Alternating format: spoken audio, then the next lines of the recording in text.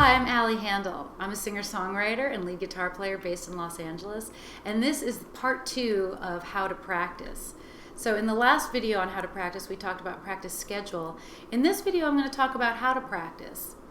Ideally, when you sit down to practice, you should have your performance goals in mind and try to mimic the circumstances of your practice as closely to your performance setting as possible. For guitar players particularly, this is an important one. Most of the time when we practice, we sit down, but when we perform, we stand up. And a lot of the time, it's a very different feeling playing the guitar sitting down than standing up. When I stand up, my guitar is further away from me than when I'm sitting down, and it's a different feeling.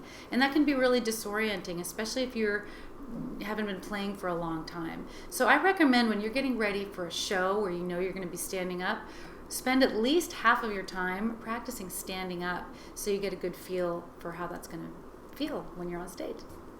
Another thing that you can do is think about the lighting. A lot of people don't think about it, but when you're going to play, especially in a club, a lot of really nice venues that you're going to play at with big stages, the lighting is going to be dark on stage, especially where your hands are. I've run into this before when it looks awesome to the audience, but on stage you can barely see what your left hand is doing, and it can be really disorienting. So I started practicing with the lights off or down really, really low to make sure that I am not thrown when the lights are really low on stage. So that's another thing to keep in mind. A third thing to keep in mind when you're practicing that you might not normally think about is wear the same shoes as you're going to wear when you're performing. Now that might sound really weird, or it might sound like something that is only applicable to women, but it's actually not. As a guitar player, it's really important what kind of shoes I'm wearing because I'm using pedals and all different kinds of stuff and running around on stage. I've got to make sure that I'm really comfortable and that the shoes I'm wearing are good for my pedal board. I actually really wanted to play barefoot at one time, and I realized I really couldn't do it with the pedals that I'm using currently on the pedal board because some of them have these really weird little stomp, I don't know what you call them, the buttons, and it's really painful if you're trying to do it barefoot. So I had to make sure I was wearing either work boots or something that had a thick enough sole that, you know, it wouldn't hurt while I was on stage. Similarly, I think for singers it's important. When you're running around on stage, you want to be comfortable and you want to look comfortable and you want to be able to move as much as possible. And if you're wearing shoes that you're uncomfortable in, whether it's high heels or, you know, just boots that you haven't worn in, and you look stiff, it's not as engaging a performance for the audience. So keep that in mind. Practice in the shoes that you're going to be performing in, and you'll be really comfortable once you're there on stage.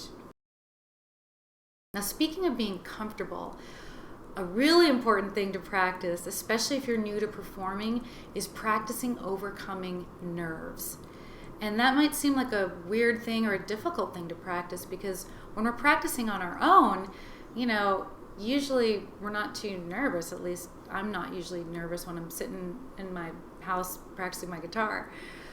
But a way that you can practice overcoming your nerves is to invite a friend or two or a family member or two to come in and sit right down right in front of you and perform your song for them. I guarantee you'll start to feel some butterflies, and you might even be more nervous doing that than playing for 50 or 100 people that you don't know in a club.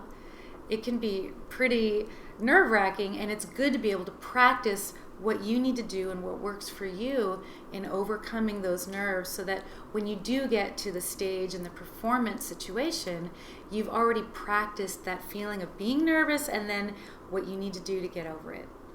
I hope these tips have been helpful for you. As I mentioned earlier, I am a singer-songwriter and an active touring musician. And as a touring musician, I'd love to be able to keep in touch with you and let you know when I'm coming to your town and doing shows. If that sounds good to you and you'd like to get a free song from me, go ahead and click on the link below, and I'll go ahead and email you that free song, and I'll keep in touch with you via my newsletter. Thanks again for watching, and don't forget, you rock.